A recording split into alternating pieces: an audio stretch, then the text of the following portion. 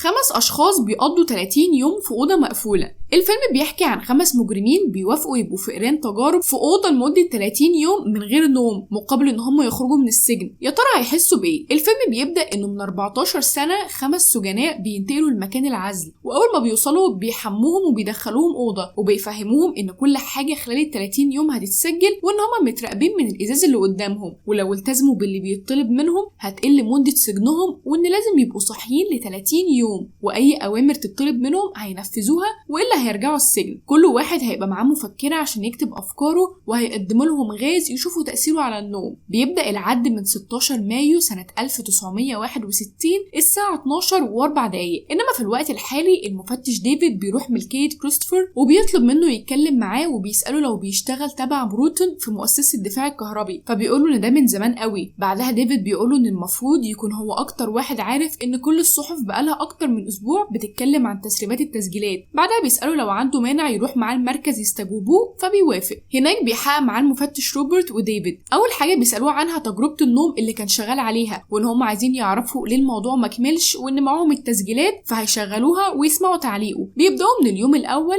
ال5 سجناء بعد ما بيقعدوا في الأوضة، إدوارد بيلاقي عيش فبيعزم على إيريك، وبيسألوا إيه اللي دخله السجن لأنه هادي، فبيقول لهم القتل. فشون بيسألوا قتل مين وإزاي، بس ما بيردش عليه. بعدها لوك بيقطع كلامه وبيسأله عن سبب حبسه، فبيقول له السرقة. فلوك بيقول له إنه اتحبس عشان الضرايب. هنا المحققين بيسألوا كريستوفر ليه اختار ال5 دول، فبيقول له إنه رشحهم عشان كانوا عاوزين يخرجوا من السجن. فالمحققين بيقولوا له إنه محلل نفسي وأكيد عنده أسباب. أول يوم السجنة كانوا يا إما بيلعبوا كوتشينة أو بيكتبوا في مفكرة أو بيقرأوا كتاب. تاني يوم شون بدأ يحكي لهم إنه سافر على مركب طالعة بره إنجلترا واشتغل في غسيل الأطباق في ليفربول. ساعتها لوك سأله لو بابا ضربه قبل كده، فشون اتضايق من سؤاله، بس لوك فضل يعيد فيه تاني وقال له إنه بيقول كده عشان هو بيحاول يبان قوي ودايما متعصب وصوته عالي عشان يداري مشاعره. فشون بيزعق فيه وبيقول له إنه عمره ما كان عنده أب أصلا، ومامته كانت بتشتغل طول الأسبوع في مطاعم. فلوك قال له إن من وهو صغير ومامته عندها شلل، وده خلاه يقدر كل حاجة حواليه، حتى إنه في يوم قال لها إن أصحابه في المدرسة بيحضنوا مامتهم وهم خارجين، وطلب منها تحضنه فعيطت، ودي كانت أول مرة يشوفها بتعيط، ومن ساعتها وهو بيقدر كل حاجة. في الوقت دوت ديفيد سأل ليه لوك بيدور على التعاطف من شون، فروبرت قال له إن أكيد المعتوهين ما بيحسوش بالعطف، فكريستوفر قال له إن هم فعلا ما بيحسوش بالعطف بس بيحسوا بالوحدة. وبدافع الفضول ديفيد سأله عن مميزات المعتوه، فقال له التضليل، وإن هم بيخدعوا اللي حواليهم عشان يتلاعبوا بيهم، وبيمثلوا نفس مشاعر الناس الطبيعية في المجتمع، وممكن يعذبوا أو يقتلوا حيوانات أو البشر بغرض المتعة، وده بيحسسهم كأنهم ملوا الفراغ اللي جواهم. فروبرت بيسأله إزاي بيعرفهم، فبيقولوا إن هم ما بيعترفوش. بعدها بيشغلوا التسجيل على إنذار للسجناء عشان تتمرن. بعدها إدوارد بيحكي مذكراته إن أكتر حد زعلان عليه إيريك، لأن إزاي واحد بريء يوصل لكده، وإن شون بغيض جدا، وباتريك شخص كويس وبيعرف يتفاهم معاه. إنما لوك فبالنسبة له غريب، وبيدي تجربته دي لبنته إيزابيل، وبيقولوا إنه متأكد إن هي شايفاه. ساعتها ديفيد بيسأل كريستوفر عن أهمية الغاز، فبيقولوا إنه للجيش، وإن لو الجندي ما نامش هيبقى عنده ميزة عن العدو. بعدها بيسألوه ليه ضافوا المذكرات مع إن غرض التجربة كان إن هم يختبروا تأثير الحرمان من النوم. فبيقولوا إن العقل هو اللي بيتحكم في الجسم، ولأنه عالم نفساني استغل الفرصة إنه يدرس عقل الإنسان في بيئة هي اللي بتسيطر عليه. ساعتها ديفيد بيسأله عن اللي يخليه يشتغل في مكان بيعامل الناس كأنهم خنازير تجارب، فبيقولوا إنه تعرض لغسيل دماغ عشان يفتكر إن اللي بيعمله خير للإمبراطورية البريطانية، وإن اللي عمله مهما كان مش كويس بس فاد العالم جدا. وقتها روبرت بيقوله إنه بكده هو اللي صمم التجربة، بس كريستوفر بيتعصب وبيقوله إن هو كان عالم نفساني وبس، وإنه كان صغير فبيحاول يجذب انتباه رؤسائه. اليوم الثالث وهما بيلعبوا كوتشينة، إدوارد بيسأل شون ليه دخل اللعبة، فبيقوله إنه عايز يرجع البيت عشان يشوف عيلته، لأنه لما كبر بدأ يصاحب ناس مش كويسة، ولما بيروح بيلاقيها مستنياه عشان تكلمه. الحقيقة إن هي ما كانتش بتقدر تنام إلا لما يروح، حتى لما سافر ما لقاهاش، وبعد ما رجع جات له رسالة من عمته إن هي ماتت حتى من غير ما تعرف مكانه. وقتها روبرت بيسأل كريستوفر لو صدفة إن كل اللي اختارهم كان عندهم صدمة من وهم صغيرين، فبيقولوا إن هم تطوعوا بإرادتهم عشان يخرجوا من السجن. وقتها روبرت بيقول إن التجربة اللي صممها كانت السبب في موت 9 أشخاص،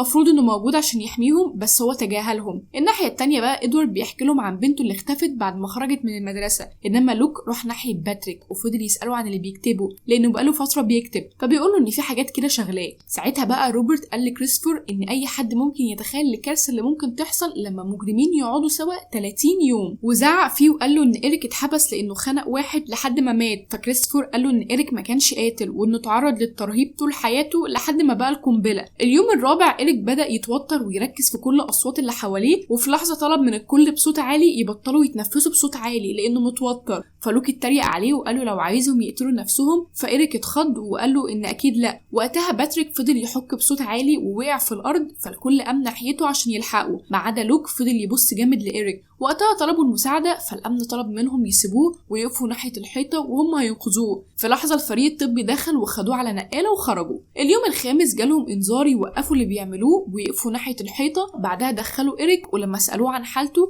قال لهم ان جسمه ما تقبلش الغاز وجاله ربو. فلوك ساله عن نوع الربو فقال له ما يعرفش وانه عنده ربو من وهو صغير. بعدها شون ساله ايه اللي حصل في الفتره اللي فاتت، فقال له ان هم حقنوه بحاجه وعملوا له اختبارات، فسالوه لو فضل صاحي فقال لهم اه. وقتها بقى لوك ساله ليه رجع تاني وهو عنده حساسيه من الغاز، فقال لهم ان هم هيقللوا نسبه الغاز، بس لوك ما اقتنعش وقال له ان كان المفروض تجيله ازمه من الربو من اول ما دخل. فإريك قال له بما ان هو يعرف كل دوت فاكيد هو شغال معاهم، وسابه ومشي. الناحيه التانيه بقى ديفيد سال كريستوفر ليه قرر يوقف التجارب، فقال له انه كان مصمم التجربه عشان يحقق نتائج كويسه مش العكس. فروبرت قال له ان هو اللي صمم التجربه وضاف المفكرات من غير رخصه وهو اللي اختار السجناء. ساعتها كريستوفر قال له ان كل اللي عمله كان بنيه كويسه وانه ما كانش عايز حد يموت بسببه. فروبرت اتخانق معاه حتى انه ساب بروتن من 15 سنه لانه ما كانش قادر يعيش بالذنب. بعدها سأل روبرت ليه مهتم جدا، بس روبرت ما ردش عليه، وسأله لو ليه علاقه بحد من اللي شارك في التجربه، وانه وقتها كان صغير فاكيد ما كانش حد من صحابه، فاكيد اللي شارك حد زي باباه مثلا، وانه اكيد عاش وهو كاره منظمه بروتن وكل اللي اشتغل فيها ودلوقتي بيحقق معاه عشان. وقبل ما يكمل كلامه ديفيد وقفه وقال له يبطل يألف قصص عن شريكه ويرد بس على الاسئله، فقال له انه ما بيألفش والاحسن يسأل روبرت. فروبرت اتعصب وقام ضرب كريستوفر وقال له انه بسبب المنظمه باباه وشه وجسمه كانوا مليانين حروق والكل شبهه بالوحش. ساعتها ديفيد اتدخل وطلعه بره وسأله لو ده كان السبب اللي خلاه متحمس للتحقيق ليه ما قالوش ان باباه كان معاهم، وان المفروض ما كانش يحقق معاه عشان نزاهه التحقيق، وان كريستوفر ما يعتبرش مجرم لانه كان بيأدي واجبه وبس. فروبرت قال له ان تصميم التجارب ما كانش جزء من شغله. بعدها دخلوا يكملوا التحقيق. اليوم الثامن في اليوم دوت لوك سأل شون لو مامته عايشه ايه اللي ممكن يعمله عشان يحميها، فشون استغرب من كلامه. وقتها لوك قال له انه شايف ان في ناس تستحق القتل زي اي حد يعامل مامته وحش حتى لو كان راجل ست طفل. ساعتها ادوارد قال ازاي يقتل طفل، فقال له ان لو عنده سبب المشكله. فادوارد اتعصب وقام ناحيته يساله عن السبب الحقيقي لوجوده، فقال له انه كان هو ومامته في البيت شويه اطفال رنوا على بيتهم وهربوا، وبالصدفه شاف بنت منهم لابسه شنطه صفراء، ففضل يستنى كل يوم قدام المدرسه لحد ما لقاها وخطفها وربطها في العمود وفضل يحدف عليها طوب لحد ما ماتت. في الوقت ده بقى بداوا يتخانقوا سوا، فجالهم انذار ان هم يبعدوا عن بعض ويقفوا ناحيه الحيطه. اليوم ال12 باتريك جات له تاني نوبه الربو، فالدكاتره خدوه، انما إريك فضل يهلوس وينادي من الازاز ان حد يخرجه لانه حاسس ان في ناس كتير معاه وبدا يرجع دم. في الوقت ده بقى كريستوفر كان شايف ان كل واحد بدا يهلوس. شون بدا يسمع مامته بتلومه ولوك جات له نوبه ضحك. اليوم ال13 جالهم انذار ان هم يقفوا ناحيه الحيطه والباب هيتفتح عشان باتريك يدخل، بس محدش قدر يقوم من مكانه. اول ما باتريك دخل لقى كتاب بدل مفكرته. هنا كريستوفر قال ان في الوقت دوت عملوا غلطه كبيره، وهي ان هم ما كانوش بيراقبوا لوك لانه استغل خروج باتريك وبدل مفكرته بكتاب. الحقيقه ان باتريك كان تابع المنظمه، وان روجر وكريستوفر طلبوا منه يوم 4 و12 و21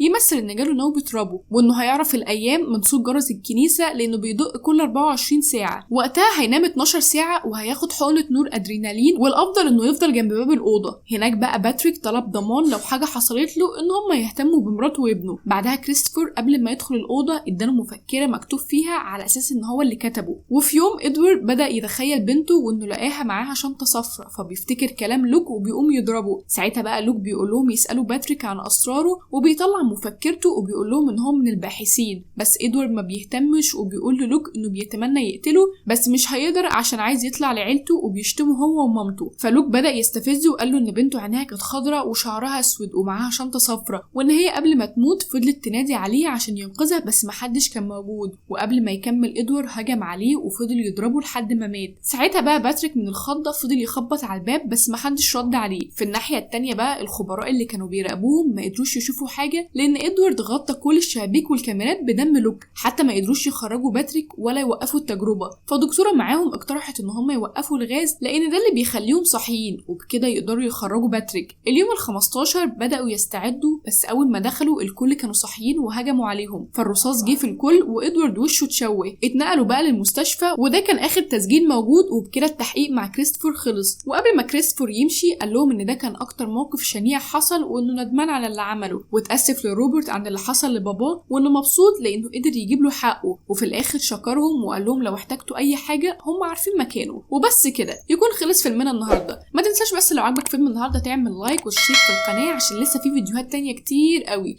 وبس كده، سلام.